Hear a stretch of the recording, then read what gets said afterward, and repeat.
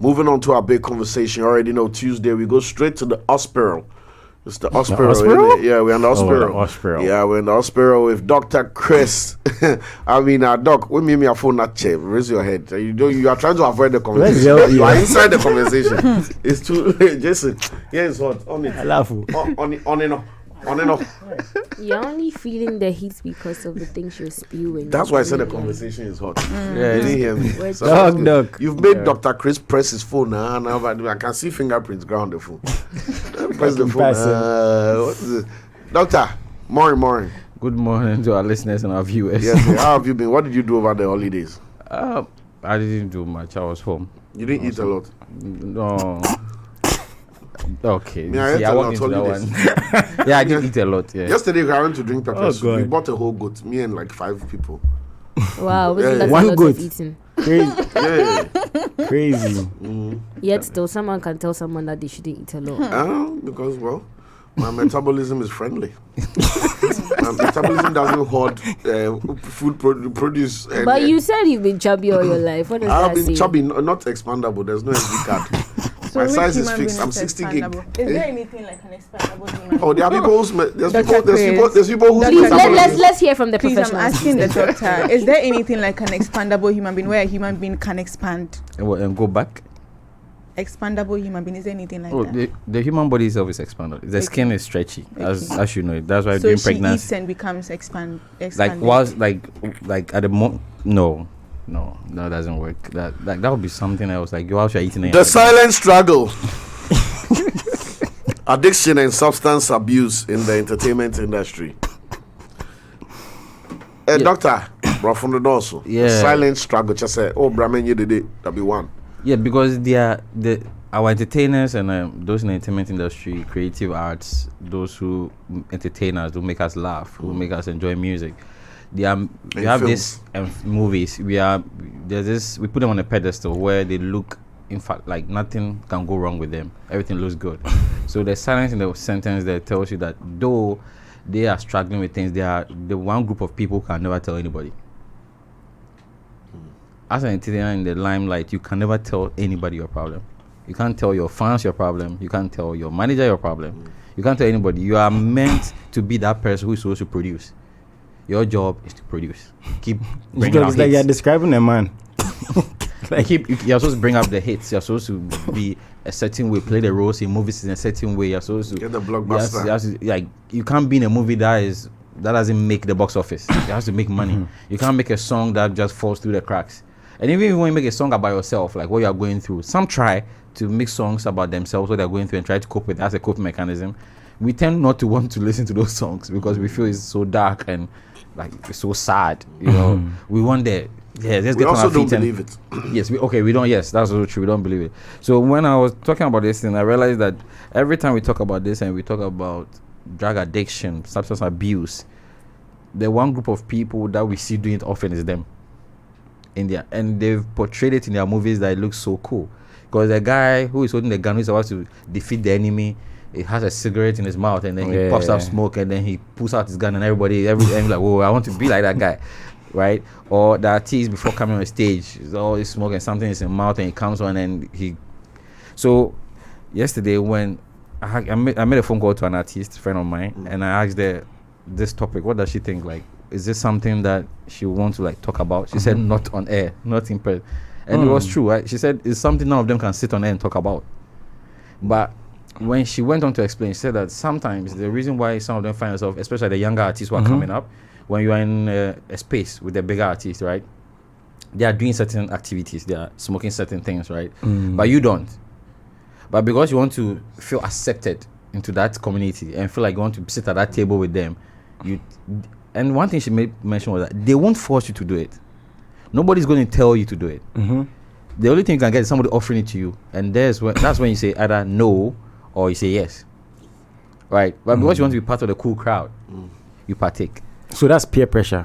And is it peer though? Because are they your peers? Okay. They are not your peers. I mean colleagues. I mean the workspace. Conformity. Yes. Because I was saying it's from what you're saying. I'm getting peer pressure or conforming. Yeah, or if you're in a senior high school, that's when we start using that in the age group criteria. That's when you say peers. So But in your creative, I realize that you are when it comes to peers and age. Sorry. Okay. You have people of different ages being in the same environment. Is it more so because of this, or is it more so because of the escape, as you are saying? Because I'll get to that. Okay. That's one reason why people do it. I'm just saying one. The second reason is they are the loneliest group of people. When we spoke to some of them, they are the loneliest.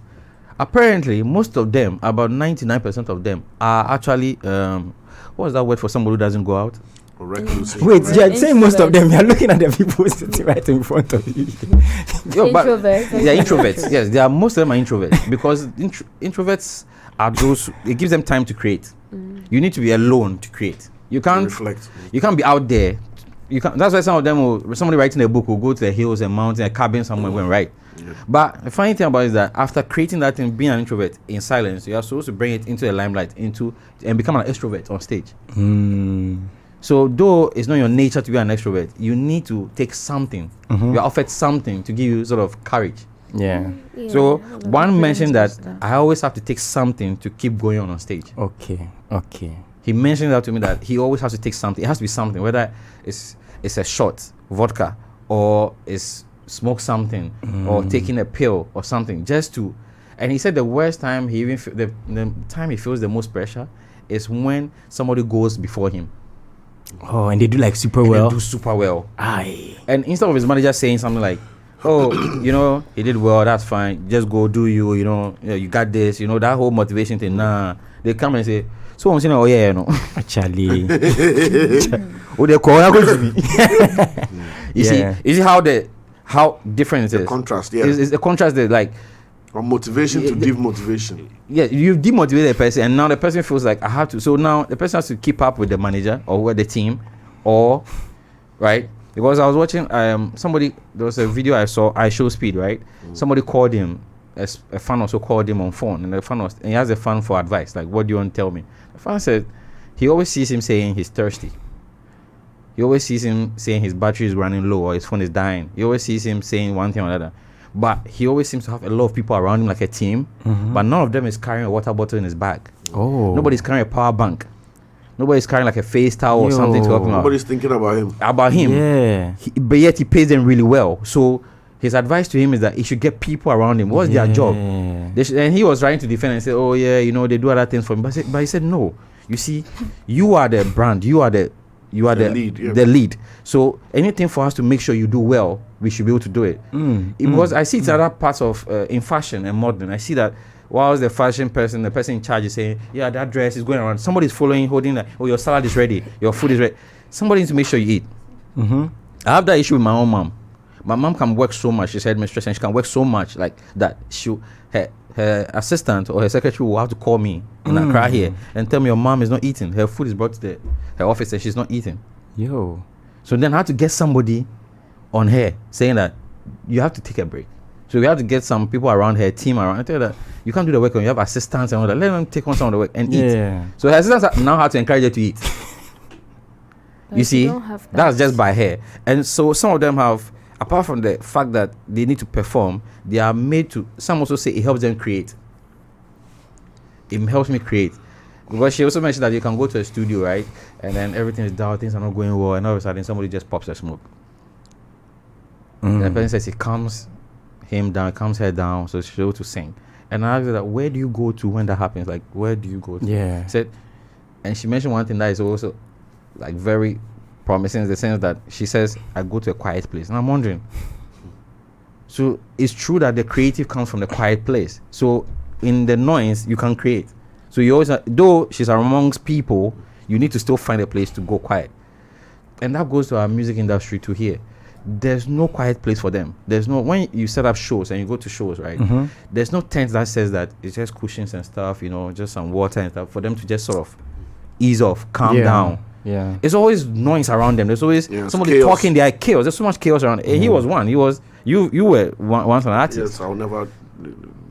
But the interesting thing is that, I mean, we're talking about artists now, but isn't this thing like with everybody? Because everybody creates content now to an extent.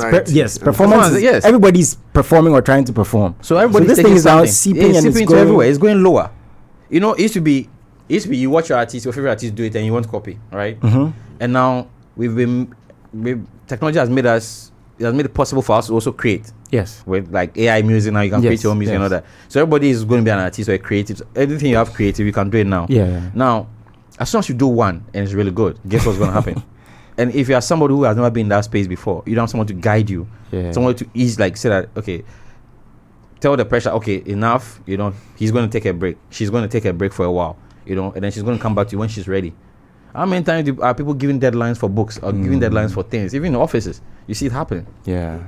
What's the proper way to cope with this pressure? Before we go to the substance abuse and all the things that people are using to cope with this, what would be the healthy way? The healthy way for those in entertainment, right, is to have that solace. Somebody has to play that role for them.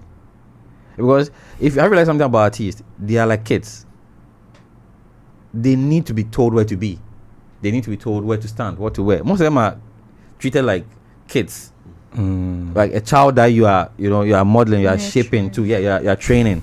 So if the person who is behind that curtain is not guiding well, that's why you have some artists starting really well when they are young. Justin Bieber started with his mom being his support, which helped him a bit. But as soon as she pulled out, you see what happened.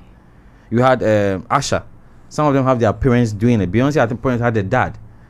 If you don't have that person who, though, is your, parents are more invested in you doing well, your image, like as a good child, not just the money aspect. But when the manager is there and is invested, what do you think he wants? As long as the return on investment is coming, how you do it, how you get there. And so many of them have been broken. We have so many talented people like, where is this person now? Where is this person now? And we all hear the same thing. Yeah. Last time this guy spoke about it, the comedian. Funny face. No, the one who raps. Sings a lot. Ghanaian? Yeah, he has an English name. Ghanaian. Yeah, Ghanaian. No, he raps. He likes singing a lot. Yeah, sorry. Anyway, moving on. What? Clementos Suarez? Suarez. Yes. He sings? Yeah, he started making music quite recently. So he mentioned that he doesn't appreciate artists doing like smoking on air, on TV, and like on live for the kids to see. He doesn't like that. And he spoke again. There was a point where Majid even spoke about him using substance sometimes to cope. Even Rude Boy, Nasty C also mentioned recently in an interview that he has stopped drinking and smoking because it affects you as an individual. And also Rude Boy talked about artists, underground artists, that these days all over their music videos, it's like they need to do it. Sometimes I feel like it's just lifestyle. They want to feel like, okay, it's cool. Yeah, it's cool, that's, you see what she just said? It's a lifestyle. It's cool. That word is cool. And every kid wants to be cool. I don't want to take us away from the healthy part, but Cyril, I want to ask you this question. Let's talk about the culture when it comes to music, right? Because for a very long time, when we're talking about music and what, especially hip hop, should be, it comes with some violence, it comes with women, it comes with tiny dresses, it comes with drugs and all of that. Yeah. Whatever is happening in the end, people were able to enjoy the music without actually partaking in these things. So what do you think the switch is now? Because before, people would watch 50. Okay, maybe 50 doesn't drink, does he? Yeah, he doesn't. Yeah. No, we don't drink. People will watch. That guy doesn't. Let's say any other person, right? And will want to just enjoy the music and not want to be a part of it. But now it's different. Everybody wants to wear a tiny dress. Everyone wants to smoke. Everyone wants to feel what they think the artist is feeling. What do you think is the switch? We've disconnected our connection to consequence. We've disconnected from consequence. That was a tautology. Sorry. There's no consequence anymore. Like you go to Osu or Cantonments or East Legon on a Friday, Saturday, you see people smoking. Like right there. Like, I'm not going to sugarcoat and be politically correct for anybody. Yeah, you don't need to go to America. It's right here, yeah. In our public, and these are public spaces. These days, like people you see, smoking in your face. When you travel, I'm not going they to have mention the places artist for that. events, but we went to cover an event and it was everywhere. It was everywhere. People had the like, well, excuse me, and like it's holding blunts and whatever. And so all of you became secondary smokers, which you're actually worse. Oh, now they didn't even ask permission. Yeah. Hello, do you want to be a secondary smoker? So it's consequence, because gone are the days going to the club, even your dressing, right? People went to the club in my time. Boomerang, Tahari, His Majesty. Those who jumped walls and things. Yes. Bosu, you wear proper trouser, shoe, and a nice shirt. It was about being a gentleman and looking responsible. Right. That would let you get into the club. The way we dress to go to the club they go through the queue and they pick up people who are dressed to go in. Listen, they used to but they still check that. Yeah, but you see now it's lapsed. There's somebody in the club with his jeans on his knee, his boxers to the whole world, right? He has money. Yeah, you get it. There's a girl who everybody in the club can see that this lady is more than half naked. Like if this lady danced twice, everything will be everywhere.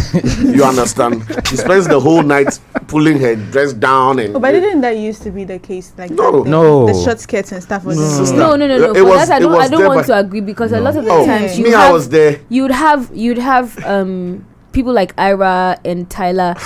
Looking to pick picking up from the old times. So when you make it seem like it's new with Run DMC and all those people, it's weird. When TLC is TC or TLC that group? TLC. Yeah.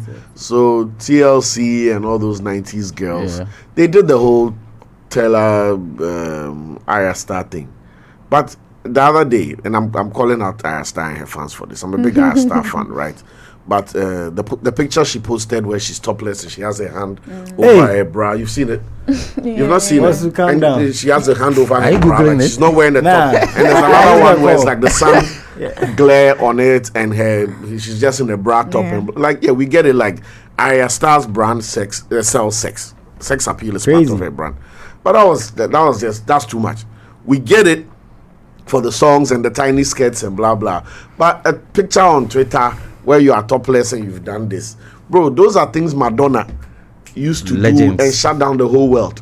It's we were saying that it's something that so it's not now there's social and I'm media, saying that she asked me media. a question that why is it now unhinged? And I'm telling you that if the artist of the generation can do that without consequence and get praised for it, the people she's inspiring are going to show up at the events the same way. Okay. The same way when you have a music video and an up-and-coming artist can do a music video to put on YouTube and holding a spliff or whatever, blah, blah. Then his fans are going to show up at the event holding the same thing. Holding it because there's no consequence.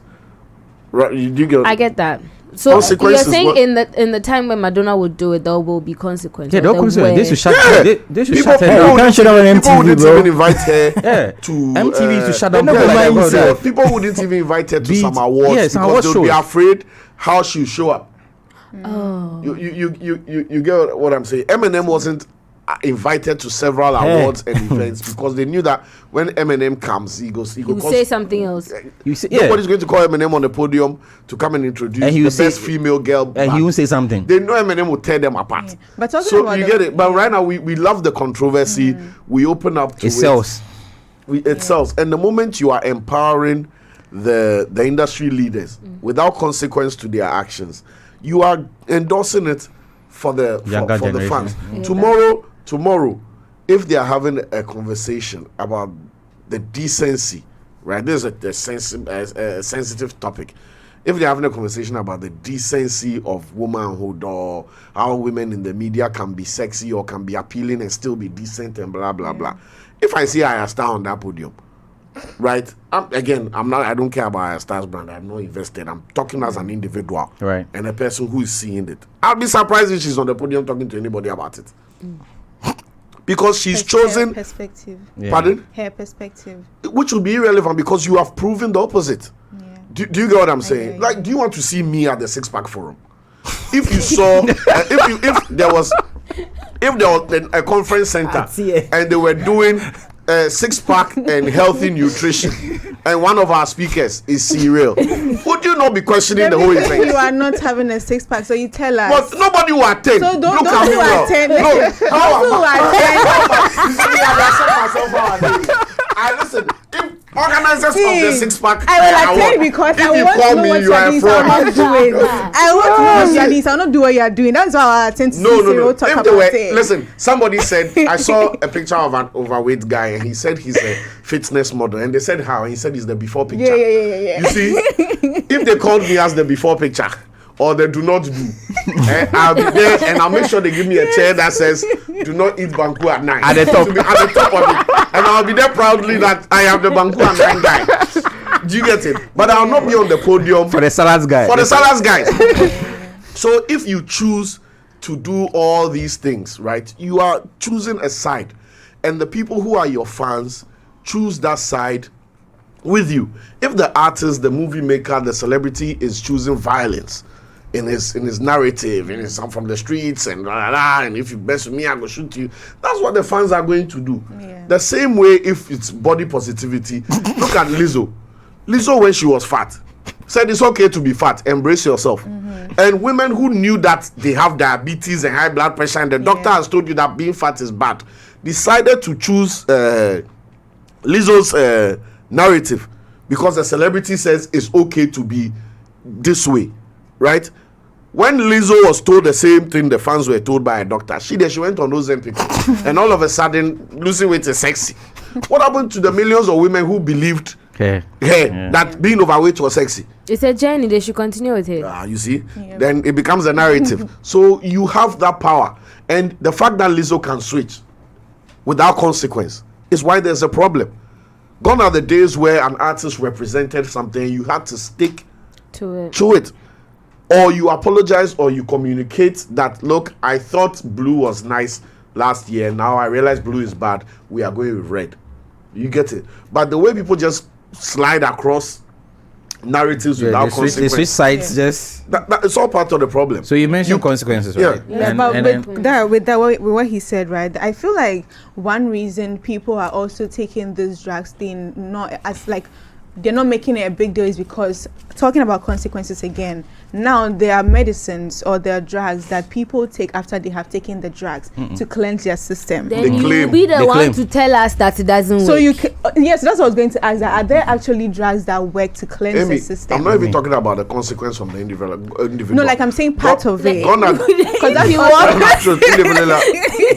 that would have also been a consequence. That I know that when I take it, I'm going to be sick at the end of the day. Not too long ago in this country, when you see somebody smoking weed, you report them. It wasn't even a discussion. Yeah. It was second. It was cigarettes. But if you see, you forget, cigarettes. Boys know munum we were down. The whole area would have known. Do you get it? Yeah.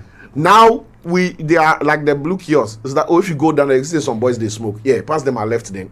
It's no longer a thing. Yeah, true. That's what I mean by consequence. Yeah, I'm also looking at the other side of consequence. Yeah, which is people thinking that now when I say solution, that's a solution to them. Yeah, because they make it look like that. I've seen medicines on social media. So basically, what they are thinking is this: I'm going to drive really fast on a road that is supposed to be 50 kilometers per hour, right? And I'm not going to wear my seat belt. And I'm just going to keep going and not step on the brake and hope that I don't crash. And when I crash, I go to hospital to I'll come back and I'll do the same thing. And that's their principle. Nah, it doesn't work.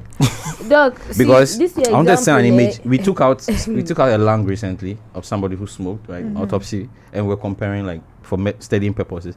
And you could put and the person was not even smoking cigarettes or weed. The person was vaping. You see, we think that when somebody is smoking weed now, the consequence is now. It's not. Yeah. Let's not forget that the person might look good to you, looks healthy, and everything's going well, right? And tell you if I drink ginger or something, it will clear. If I drink ginger, if I there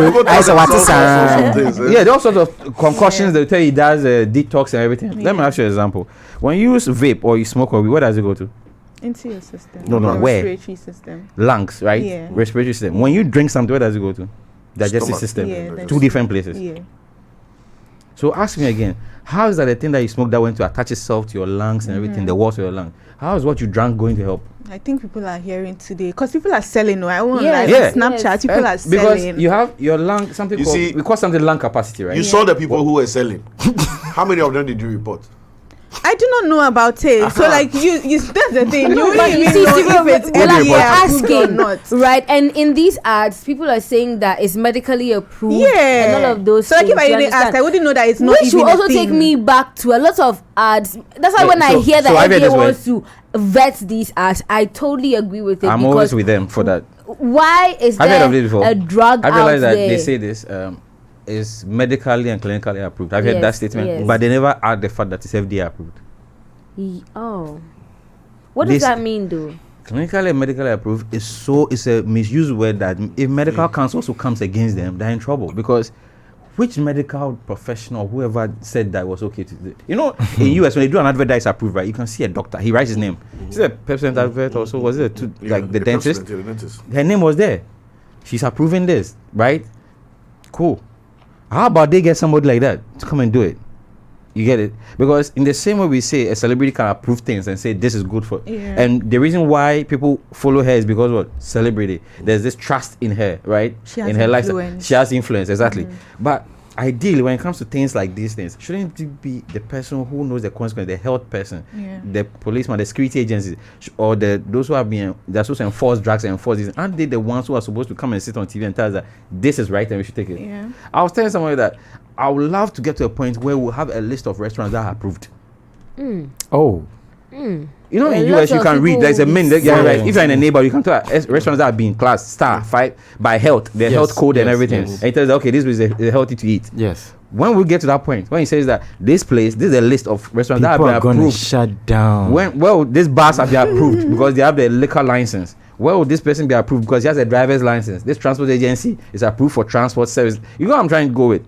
That point we have it. They put the DVLA sticker on the 1942 Benz bus that was welded at Abuso, and they say it is roadworthy. I think we should change Cyril's name to Shake the Tape. No, I'm being serious. Somebody imports a cargo van from Germany, a van that was discontinued in 1976. Somebody who's never been to engineering welds some seats into it, and they get a DVLA sticker. Yeah, they're approved. And so what you talk about that's part of the consequence. What about the consequence of it?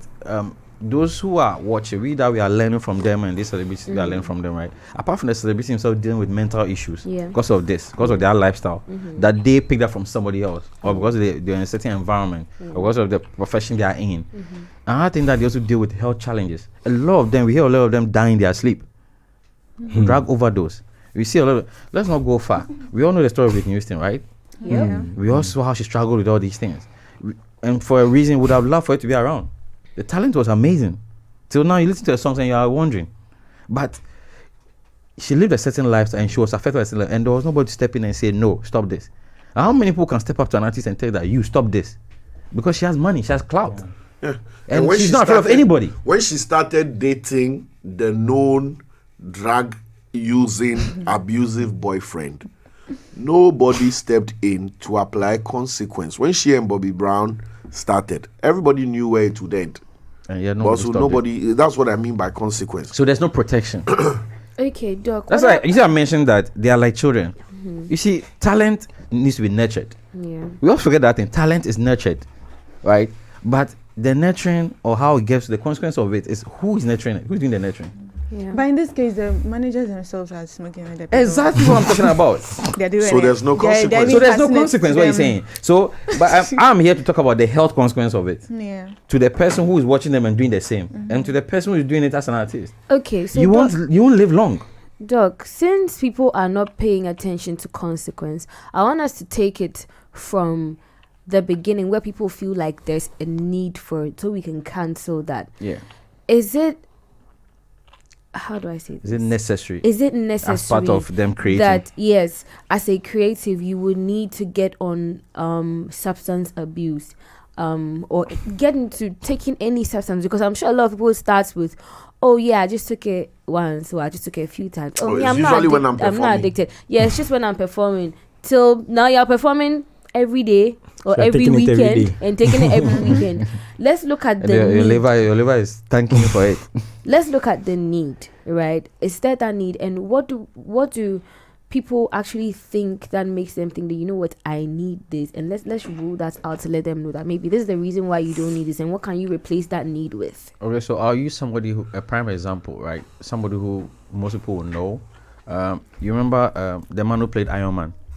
Yeah, Downey Jr. Downey Jr. Between the 90s to about the 2000s, he was a drug user, like, it was crazy. And jailbird. A jailbird. Like, he was going to jail. He was always possession of drugs, one thing or the other. Now, fast forward to the person who became Iron Man and what he stands for right now. Isn't it? If you look at his movies before then, you don't even remember him, right? But look at his new movies now. Yeah. Somebody who is clean, somebody who's doing well. So that's where it stands. That there's no way any of them can tell me for a fact that they do better when they smoke. Because remember, before you became an artist, when you had the gift of talent of music and movies and everything, and you started, there was no drug or alcohol involved. When you started in your senior high school and whatever, there was no drug or alcohol involved. You were good, but the problem happened when the nurturing, right? Someone was supposed to take you to music lessons, someone was taking you to acting lessons, and there was no drug involved. So if you are telling me that a certain lifestyle is allowing you to do whatever it is, some of to be honest, if we should look at the data backing them, they are not really doing well. Yeah. Some of the things they are singing right now is non-fact. It doesn't make sense. No, I love music. I listen to all genres. I like gospel, I go country, I go all over the place. But I always go for content. What's this song telling me? You get it? What's this song telling me? From the days of dancehall, that was in you go to jazz and all that, they will tell you something that though it's dancehall, you are dancing and grooving to it. Sean Paul in the beginning. Sean Paul, it was a message in there. You could hear the lyrics and you could sing along, right? Yeah. This is like this song, Manos All the Above. Tell me what they use. It was talking about how he came from somewhere. You get better. But it was rap music and we all down to it. Last time I was rapping to somebody, the person said they didn't know that this is what the words were. I was saying the words. The person said, wait, that's what you were saying? That's really motivational. I was like, wait, so you didn't know what motivation? No, I was just, you get what I'm trying to say. But now I can't even hear anything. I've tried to slow down people's songs and I'm still not getting Mumble rap. I said no. Since when the song become beat now, I think now music has changed. It's now beat and tempo. There's no substance to it. That's why this guy comes on or Brad for once in a while will come back, play one song. Then all of us are wow, he still got it. How is he doing it? Samini comes back, does the same thing. Everybody's like, whoa, he's still there. Till this day, I've gone to Samini's shows twice, and he does a live band thing where that dun dun dun dun dun. He did it twice, 2 shows in about 3 days. I went twice, and he did the same thing, and I was excited that because so was repeating. Because it's authentic. It's authentic. It's original. It's a drugs name. No. Apart from the fact that please, you are not helping those who are coming. Because it's going to get to a point. Your own show, you go there, and you yourself, you be scared. But the stress, doctor. You will be scared at your own show. You the artist, you be scared. You need protection. Doctor. Look, it's happening now, isn't it? So doctor. Since when was bodyguards coming on stage? Yeah. Since when artists come on stage, those times they'll come to Tech and Lego and those and they'll sing on stage, nobody will climb the stage. Yeah. See, now they are afraid. Is crazy now because everybody they themselves they are afraid now. Out of their, like they're not thinking with what they're doing. Everyone is trying to get in there. Somebody's holding a cup of something. Somebody's got a vape of the red cup or something. Somebody's holding a drink of something. Those time was a guy who holds your face towel. The first time I saw this guy rap, Sarkodie was at Children's Park. After Kida Fest, we went for Kida, we went to Children's Park. Then he came there to perform. Yeah, man, Nido. He knows this. Tiny was there all those times. Remember when you come and you perform those, they give you T-shirt and needle and things to take home. We were not being paid like now. Yeah. But I remember those times. We were so excited. All he had was face towel. Doc, how do you? He comes and there's somebody with a face towel and says, "Oh yeah, and water." And then he comes and he hits the notes and everything. Like, because I always tell that, see, Sarkodie is the king of all that, right? But I still listen to his old songs, the beginning. Or they check my flow. Was one like I still listen to that. On the beat. Using to Mokola Kwakwe and all that. I'm going to come because some of the raps, but for Moje by force, Antonio today boss. Atoko bro for true or force. It was authentic. It was authentic. He was talking about how he can't speak English and he was breaking down and messing up English in the whole rap. Yeah. Doc, I want to know, how do you put these messages across to do you call them victims? No, they are. I want. They are patients. They are patients. Right? They are victims. They are the ones who are doing it. Because they are the only group of people who are both the accused and the accuser. Because the thing is, I don't know if this statement is right scientifically, but I feel like everybody has or is susceptible to an addiction, right? Some is sugar, some is coke. Yes, me coke. So not like cocaine, I beg. Coca-Cola, I beg. Because of good. I like soda. That's why you white. No. Coke, no. Why you wearing white? What's going on? Yeah. So man, I tried. I was trying to stop. I started putting that whole thing, that theory that if you add water to it, if you add water to it, then it's. But rather, man, like it's the same molar mass and everything. The concept is the same. So everybody can fall so easily, right? Easily. Everybody can fall. So it's coping. Okay. What makes you cope? What helps you cope is the problem. Okay, how makes you cope? How are you putting... On our next episode, I want to discuss the triggers and the coping mechanisms. Because like you are saying, people find their talent and their skill when they are sober and when they are modest in their corner. but they go through certain worldly things and experiences and pressures, which lead them to these substances. We've discussed the substances and the fact that we are all on the same table here, agreeing for once that it is bad. Yeah, for once, right? Why is this? We are not agreeing for once. It's not the first time we've agreed on anything. Well, let's just consider that we are sharing bread. This one. So, guys, it's been a conversation about abuse of substances as a means to endure the creative landscape. Some people say, if I take small, I perform better. If I take small, I sing better. If I take small, I draw. Yes, maybe. But Doc is saying that you shouldn't be taking anything at all. And we'll get to why this has become a necessity on our next medical conversation. But for now, we're wrapping up on the big convo on 3 Music TV's Culture Daily. Doc is going to give us the last word. But before then, it's been Cyril, it's been Jason, it's been Amy, Cherry, and Isilfua. Doc, take it away. Yeah, I want to say happy birthday to Prophet Christopher Yano of IC's Holy Ghost Temple. 70 years of grace. So congratulations to that. And also to PP at Circle. Thank you for the phone and working out my phone for me so I can be here. Is he also has a shout out? Yes, cool. So happy birthday to Esther, the CEO of Slay by Hipsy Hair Salon inside Fadama. And this one is from your sweetheart. His name is Dennis from Bill's Microcredit. So have a lovely, lovely day, Esther.